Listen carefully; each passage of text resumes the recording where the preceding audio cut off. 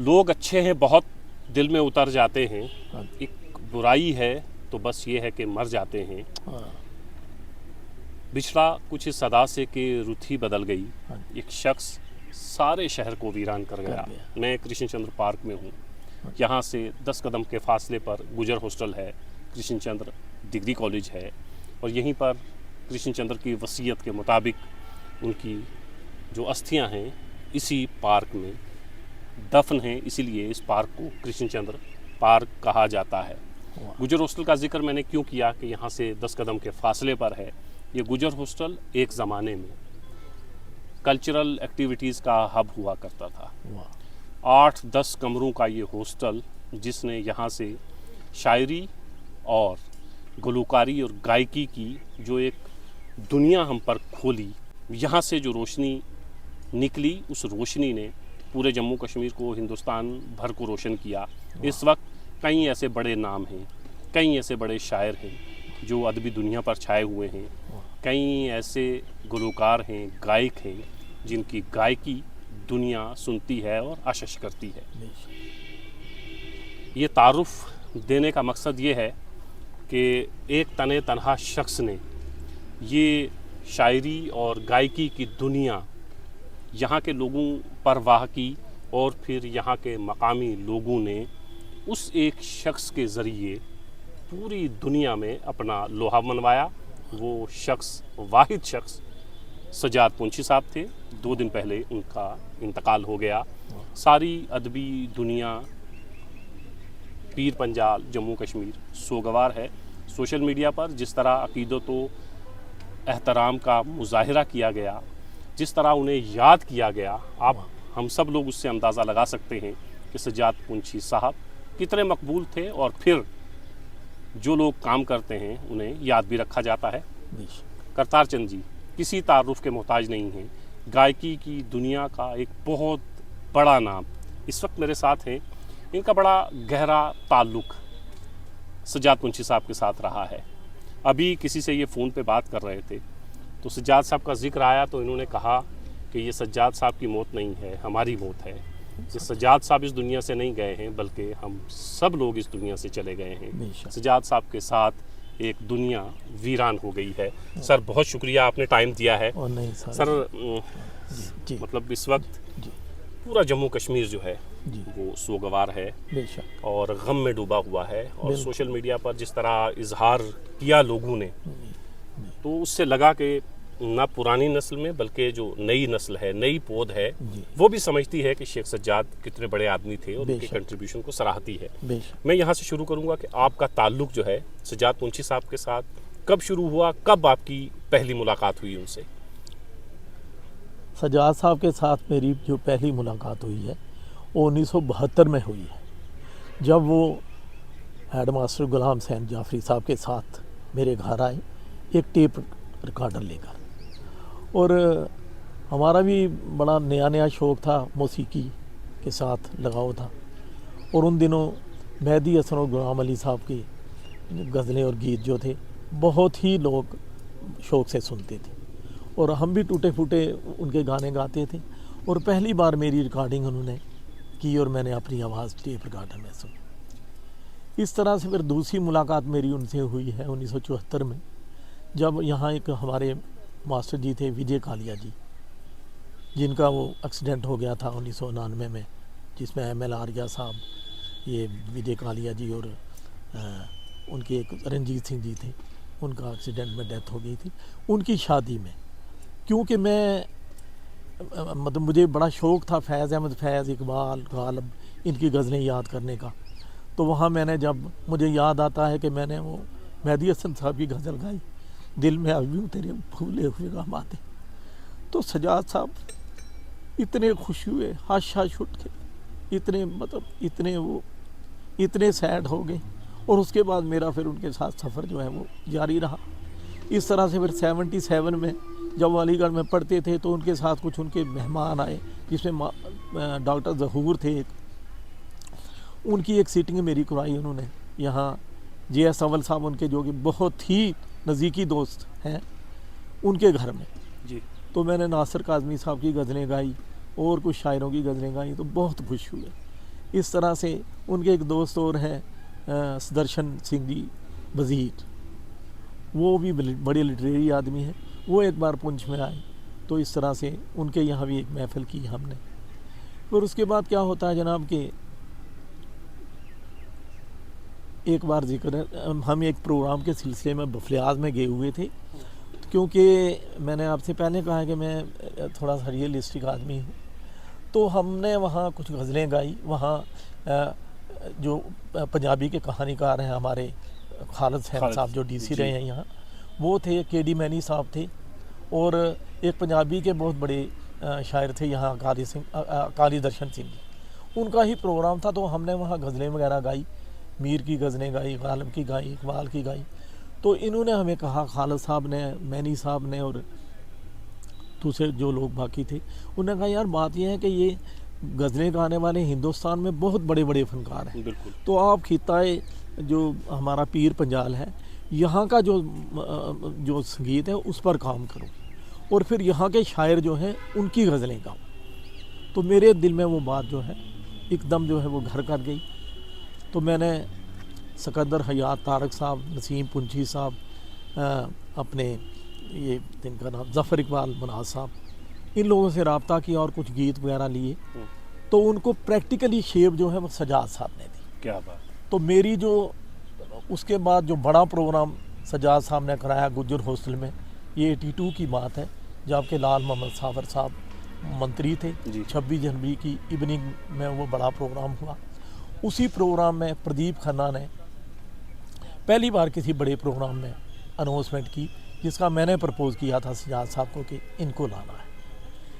तो सजाद साहब के बारे में मैं यही कहूँगा आपको कि खित्ता पीर पंजाल का जो बड़ी ज़बानें हैं, जो गोजरी और पहाड़ी, उनका जितना भी म्यूज़िक, फोक म्यूज़िक है या उनके लिरिक्स जो लिखने वाले हैं,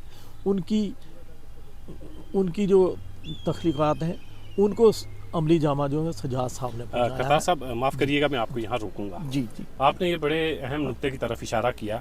आम तौर पर मकबूल होने के लिए, लोगों में पॉपुलर होने के लिए, प्रोग्राम्स में गाने के लिए लोग वही चीज़ें गाते हैं जो पहले से बहुत चुपके चुपके रात दिन आंसू बहाना याद है, रंजिश ही सही दिल ही दुखाने के लिए, इस तरह की चीज़ें, तो वो मकबूल भी होती हैं। जी सर। लेकिन वो उर्दू में लिखी गई गज़लें हैं जी, हमारा अपना मकामी अदब जी, जो हमारी रीजनल लैंग्वेजेस हैं, और दो बड़ी ज़बानें हैं, पहाड़ी और गोजरी।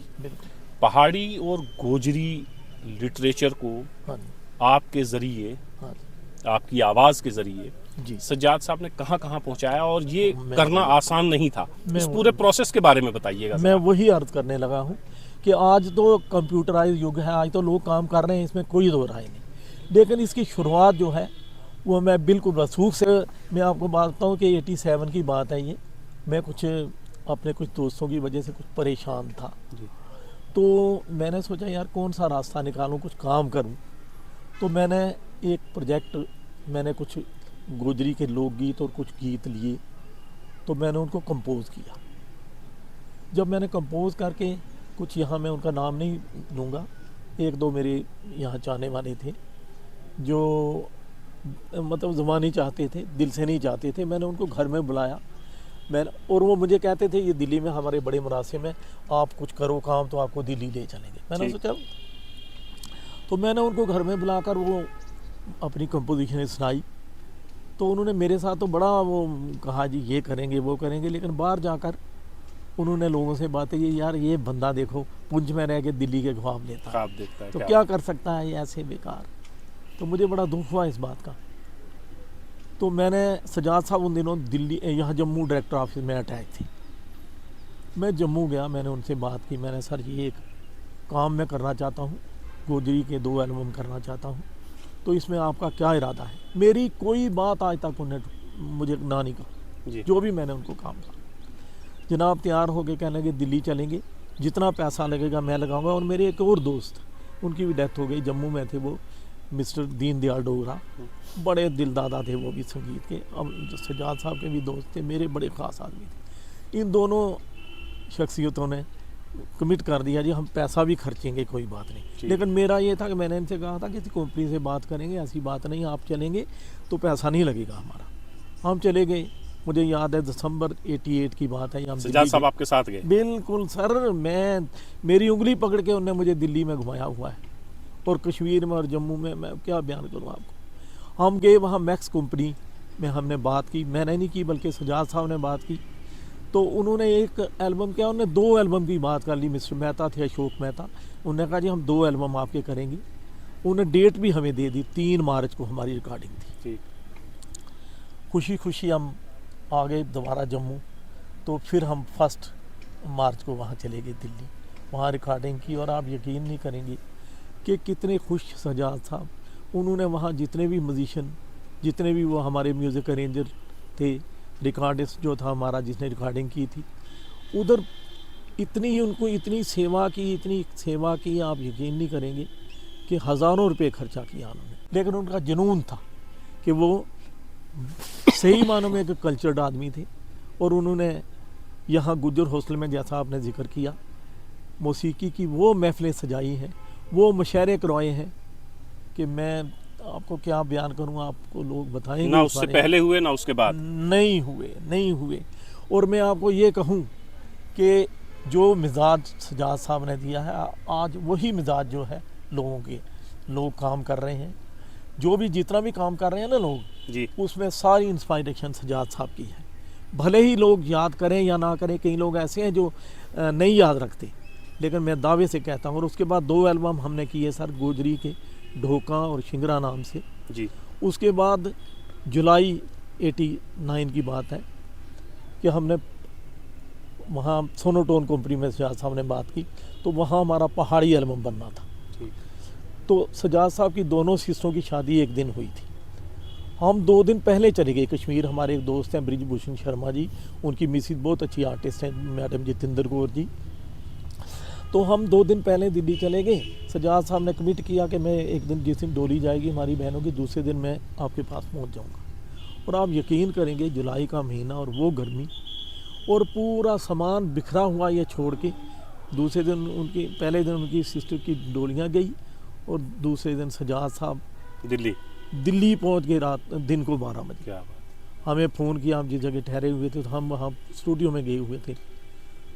तो सजाद साहब जो थे, उन्होंने बड़ी जुनून की हद तक काम किया है उन्होंने सर। करतार साहब, और जी, अगर मैं आपसे ये जानना चाहूँ जी, इस वक्त अदबी दुनिया पर जी, हमारे लिए बड़ी ये फ़ख्र की बात है जी, कि बहुत से ऐसे नाम हैं जो उर्दू, गोजरी, पहाड़ी में लिख रहे हैं जी, और बहुत कमाल का लिख रहे हैं, जी, और जी, वो हमारी पहचान बने हुए हैं। जी, जिसमें डॉक्टर लियाकत जाफरी हैं, बेशक, जिसमें अंदर खान हैं, बेशक, जिसमें बेशक, डॉक्टर जावेद राही हैं, बेशक, बहुत से नाम हैं। बेशक, और साथ ही साथ अगर हम आवाज़ की बात करें, जी, सुरों की बात करें, संगीत की बात करें, जी, उसमें आप हैं, जी, प्रदीप खन्ना साहब एक पूरा ग्रुप चला रहे हैं, बेशक, उसके बाद गुलनाज चौहान हैं, बहुत सारे लोग। सभी को सजाद साहब ने प्रमोट किया है। इसमें सजाद साहब कहाँ खड़े होते हैं? सजाद साहब खड़े ये होते हैं कि उन्होंने इन लोगों को स्टेज प्रोवाइड करवाई है, और मैं ये कहूँगा कि 100% रोल है इन लोगों को प्रमोट करने में सजाद साहब का। ये मैं दावे से कहता हूँ, और ये सच्चाई ये है। खुर्शीद राथर की बड़ी बड़ी महफिलें हमने करवाई हैं, वो उनके पीछे सजाद साहब खड़े थे। बाबू नूर मोहम्मद नूर जी, जो कि बहुत अच्छे, कई लोग कहते हैं वो शायर नहीं है, लेकिन मैं कहता हूँ अवामी शायर हैं। उन्होंने एक ड्रामा लिखा था, गरां वो चल दो, हमने यहाँ डिस्प्ले किया, सजाद साहब ने करवाया, प्रदीप खन्ना ने उसको डायरेक्ट किया था गुजर हॉस्टल में। और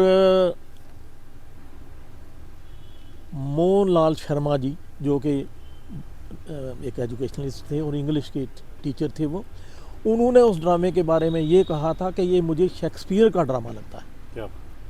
तो बाबू नूर मोहम्मद नूर साहब का जितना भी काम हुआ है, उसके पीछे शेख सजाद पुंछी थे।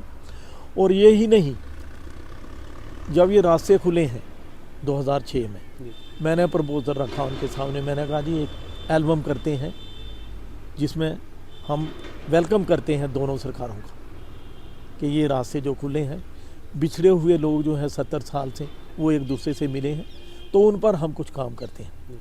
तो उन्होंने मुझे कहा बिल्कुल मास्टर तू तैयारी कर और हम ये इम्प्लीमेंट करेंगे।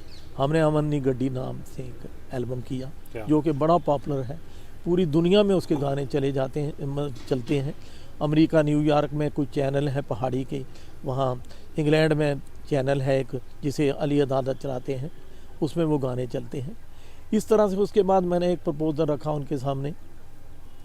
मैंने कहा जी सूफ़ी शायरी पर एक मैं करना चाहता हूँ, और मियाँ निज़ामुद्दीन लारबी साहब और बाबा जी साहब का जो सूफ़ी कलाम है उन पर हम कुछ करना चाहते हैं।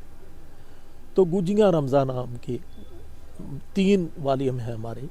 और मैं आपको कहूँ कि जिस दिन उनकी डेथ हुई है उससे एक दिन पहले मेरी 3 घंटे उनसे बात हुई, 2.5-3 घंटे।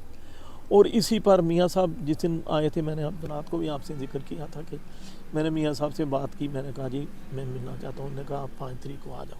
तो मैंने सजाद साहब के सामने प्रपोजल रखा। मैंने कहा मियाँ साहब से बात करेंगे, उन्हीं के घर में ही प्रेस मीडिया बुला के तो उन एल्बम को हम रिलीज़ करते हैं। तो उन्होंने कहा बिल्कुल तुम आ जाओ, ये तुम 15 को आओ, 16 को आओ, जिस दिन तुम आओगे दूसरे दिन चलेंगे और ये रिलीज़ करेंगे। उसके बाद बड़ी सारी फ्यूचर की बातें कि ये करेंगे वो करेंगे। तो क्या कहें जनाब, सजाद साहब एक ऐसे शख्स थे कि जिनके रोम रोम में ये जो मौसीकी और अदब जो था वो समाया हुआ था। और मैं एक बार फिर यही कहूँगा आपको कि आज मैंने भी जितना भी जो थोड़ा सा काम किया है उसमें 100% रोल सजाद साहब का है। आज सर कोई नहीं चलता किसी के साथ। आज अपने जो बच्चे हैं वो भी बिज़ी हैं, नहीं चल सकते, लेकिन उनको जब भी मैंने कहा कि सजाद साहब ये करना है, उन्होंने कभी ना नहीं कहा। और मैं आपको ये कहूँ कि मेरी फैमिली की एडजस्टमेंट सारी उन्होंने की है। हज़ारों लोगों की नौकरियाँ लगवाई हैं सजाद साहब ने, और ये आप बाखूबी जानते हैं। और जब हम बाहर निकलते थे, कश्मीर हम गए 2 साल पहले, आप यकीन नहीं करेंगे कि वहाँ 3-4 एसपी मिले, अभी शायद एसएसपी बन गए होंगे वो। आप यकीन करें कि किस तरह से वो लोग मिले, किस तरह से उन्होंने सजाद साहब की सेवा की, मैं बयान नहीं कर सकता।